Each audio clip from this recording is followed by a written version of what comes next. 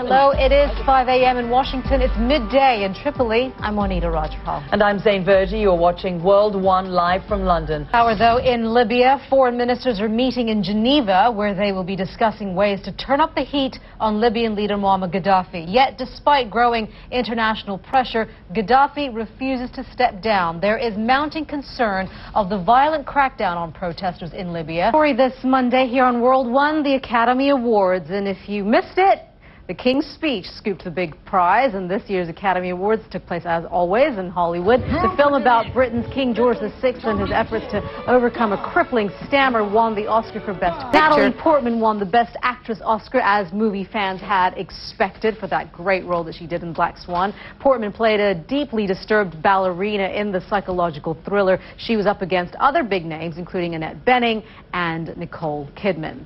And then the other amazing film, The Fighter, had a good run, with Melissa Leo and Christian Bale taking home awards in the Best Supporting Actor categories. The pair star alongside Mark Wahlberg and Amy Adams in the boxing drama. Leo was so excited to receive her award, she let slip a few expletives.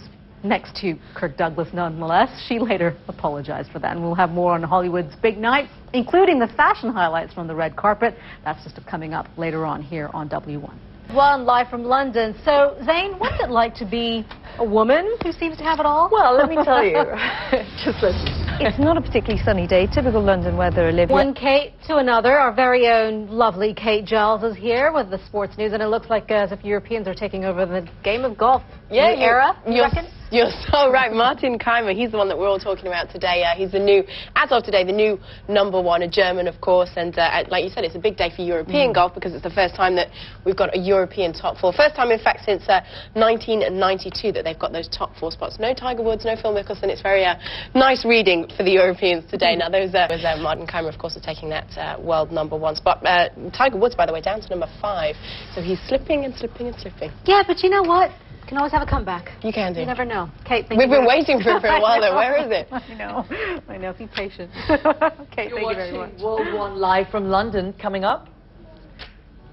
See pluralism, freedom and fairness prevail, but to restore its standing in the world.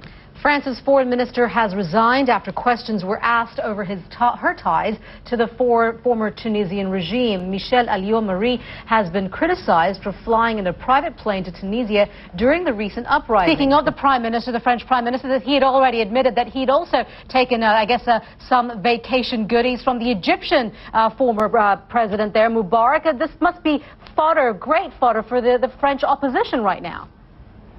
Take a look at what's trending on social media right now. And of course, #3, the Oscars, the movie awards ceremony, has everyone talking on social media, from the night's prize winners to the dating rumors and who was wearing what.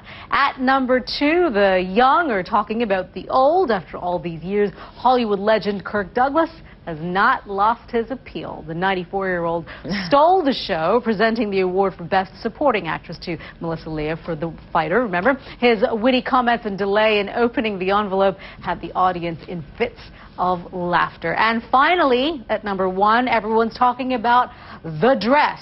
Cate Blanchett's gown is the top topic of discussion on Twitter. People either love it or hate it. You decide for yourself. But I think, Zain, my favorite has to be Natalie Portman's Rodarte dress. They were the ones, the duo, the sisters, had designed a lot of the costumes for Black Swan. They did an amazing job. She looked fabulous. I'm not sure about that particular dress, though. You know, even the losers won, though, $75,000 worth of luxury stuff in a swag bag. Must be nice. As the Academy Awards honor Hollywood's best and brightest, we also find out who are the worst and the weakest. Yeah, the main financial issue for the government is the rise in food prices. Inflation was the focus of the finance minister's latest budget proposal. Pranab Mukherjee is introducing new measures to help cushion the impact of higher prices on poor people. It all means for one of the world's fastest growing economies. Sarah Seidner joins us now from New Delhi. Sarah. Sarah, it's interesting when you talk about growth in India, and when we talk about a growth in GDP, whether it's 8% or more, is the fact that the majority of people living in India live below the poverty line. So the fact of the matter is, when there is growth, great news for the economy, but how that trickles down to the actual person who can afford to pay for the food, pay for the growing infrastructure as well, is another story. Yes, and you're talking about 300 million people who live on $2 a day or less. I think everyone's talking about the Kate Blanchett dress, though. I think it was a Givenchy dress. Not crazy. It was a bust.